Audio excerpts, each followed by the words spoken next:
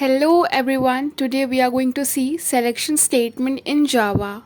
So let's see what are they. So पहला है if else, nested if else if, switch case, jump में आता है break, continue, return. So if अकेला है like उसमें else नहीं है, just if का एक condition होगा. else अगर if execute नहीं हुआ तो else होगा. nested if यानी एक if के अंदर दूसरा if होगा. इफ़ एल्स इफ़ यानी ये इफ़ एल्स का एक लैडर होगा लाइक इफ़ के बाद एल्स होगा, उसके बाद नहीं है तो कोई और कंडीशन होगा, ऐसे मल्टीपल कंडीशन. स्विच में बहुत सारे केसेस होते हैं एंड उसमें से अप्रोप्रिएट केस एग्जीक्यूट होता है. एंड देन इज जंप में आता है ब्रेक, कंटिन्यू एंड रिटर्न. इसको भी हम इंडिविजुअली देखेंगे. सो पहले हम देखते हैं if statement. Meaning, in Java, if statement is used to execute a block of code only if a specified condition is true. If the condition is false, the code block is skipped. So if condition तभी execute होता है जब हमारा condition जो हो वो true हो, otherwise हमारा वो पूरा condition को skip किया जाता है. तो हम इसका syntax देखते हैं. So syntax में पहले if and then here is a condition. Condition true हुआ तो ये हमारा कंडीशन का पूरा लिखा हुआ एग्जीक्यूट होगा एंड देन ये हमारा ब्लॉक है. तो हम कर्ली ब्रेसेस ओपन करते हैं and then curly braces close करते हैं. इसमें जितना भी लिखा होगा वो हमारे इफ़ के कंडीशन में होगा. अगर कंडीशन ट्रू हुआ तो इसके अंदर जाएगा. अगर कंडीशन हमारा ट्रू नहीं हुआ तो इसको स्किप करते इस लाइन में आ जाएगा, इसके अंदर जाएगा ही नहीं वो. ओके, तो हम इसका फ्लो चार्ट देखते हैं अब. सो यहाँ पे टेक्स्ट एक्सप्रेशन में हम कंडीशन लिखेंगे एंड देन अगर कंडीशन ट्रू होगा तो बॉडी ऑफ इफ़ की जो भी बॉडी में लिखा होगा वो एग्जीक्यूट होगा. अगर कंडीशन फॉल्स होगा तो ये बॉडी ऑफ इफ़ को पूरे स्किप करके आगे के लाइन में आ जाएगा.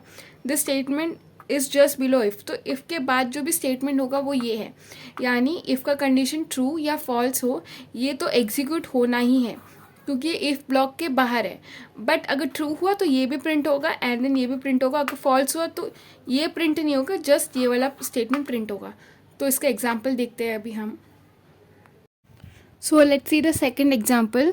Accept an age, if the age is greater than 18 print you can vote, otherwise print you are not yet 18.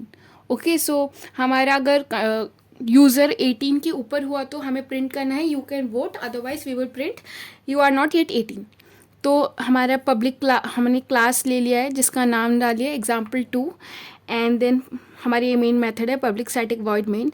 Int age is equal to 15. तो हमने एज की वैल्यू 15 रख दी है. इफ़ एज इज़ ग्रेटर और equal to 18 तो हमारी age की वैल्यू 15 शुड बी ग्रेटर और equal to 18. That is false क्योंकि 15 18 से छोटा है. तो अगर ये स्टेटमेंट ट्रू होता तो हमारा यू कैन वोट वाली लाइन प्रिंट होती. बट हमारे केस में ये कंडीशन फॉल्स है तो ये स्टेटमेंट प्रिंट नहीं होगा एंड डायरेक्ट ये वाला लाइन प्रिंट होगा, you are not yet 18. Okay, but अगर हमारा एज फॉर एग्जांपल अगर 20 होता तो 20 से ग्रेटर देन 18 तो हमारा एग्जाम्पल में प्रिंट होता है यू कैन वोट. बट यहाँ पे कैच ये है कि ये प्रिंट होने के बाद ये वाला लाइन में प्रिंट होता यू आर नॉट येट 18 क्योंकि ये इंडेंट के बाहर है, इफ़ के इंडेंट के बाहर है, ये हमारे नॉर्मल एग्जीक्यूशन में आ जाता है.